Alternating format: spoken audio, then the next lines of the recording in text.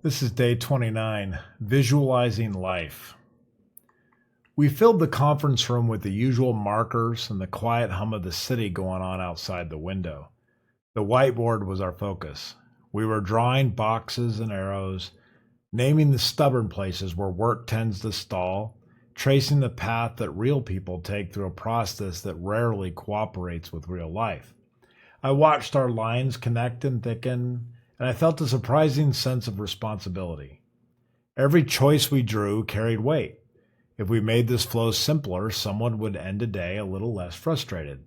If we made it clear, someone would walk into work and know what to do and why it mattered. We were not mapping software, we were mapping a chance for a person to breathe easier in the middle of a busy workday. In the middle of that session, as we kept circling back to bottlenecks and handoffs, a thought returned and refused to leave. I should do the same thing with my own life. Not the tidy version I like to describe in meetings, but the honest version. The one that reveals the places where I am spending energy without progress and the places where momentum gathers on its own. I imagine standing at a whiteboard with no one else in the room, drawing my roles, my obligations, the habits that work for me, and the patterns that sabotage me. The picture would not be pretty at first, it would be crowded, maybe even a little embarrassing, yet it would be mine, and it would be true. I've learned that when I draw something, when I give it shape and position and a name, my mind treats it differently. There's a calm that comes with seeing the whole field. Maybe it is the simple grace of attention. Maybe it is the words and images together that carry more weight than either would alone. There's a reason a sketch on a board can communicate what a paragraph cannot. That is not a novelty of modern tools, it's part of how we think and how we remember. And it's why a visual map of life can break through the fog of obligations and fear. I remind myself of this when I am resistant to clarity, when I would rather stay busy than to be honest. The moment I draw it, the excuses thin out and the next step becomes obvious. Back in the room, we argued over one small decision. Do we ask a user to make a choice early, or do we let the system guess for them and correct it if needed later? The debate seemed minor until we traced it forward. That small branch of the diagram affected everything else downstream. In the same quiet way, there are choices in my day that seem trivial in the morning and become expensive by sundown. I can decide to ignore a relationship because it feels inconvenient, and by evening I am dealing with misunderstanding and friction. I can press on without rest, and by the time I reach the afternoon, I'm operating in a fog and calling that grit. The board does not lie. It exposes the compounding effect of small decisions, the way a subtle nudge early can either bless or complicate everything later. When our meeting finally broke, I stayed behind. The whiteboard still wore the ghost of our work, smudged but resolute. I imagined sketching my personal map right there in that same room with the same markers. I pictured circles for the roles that I carry: father, colleague, husband, builder, friend, student. I saw lines for the obligations that kept me honest, the commitments I have made to my health, the creative work I claim to value, the spiritual practice that reminds me of who I am. I marked the places where I reliably stumble, the late night that turns into a compromised morning, the social scroll that masquerades as rest but leaves me restless, the heroic push that should have been a humble pause. A tightness settled in my chest, not the anxious kind, more like the feeling of being caught and forgiven at the same time. As the picture formed in my mind, I remembered a season when I mistook motion for progress. My days were full, and my board would have looked like the wall of a detective with too many suspects and not enough evidence. I see now that the chaos was useful. It told me something true.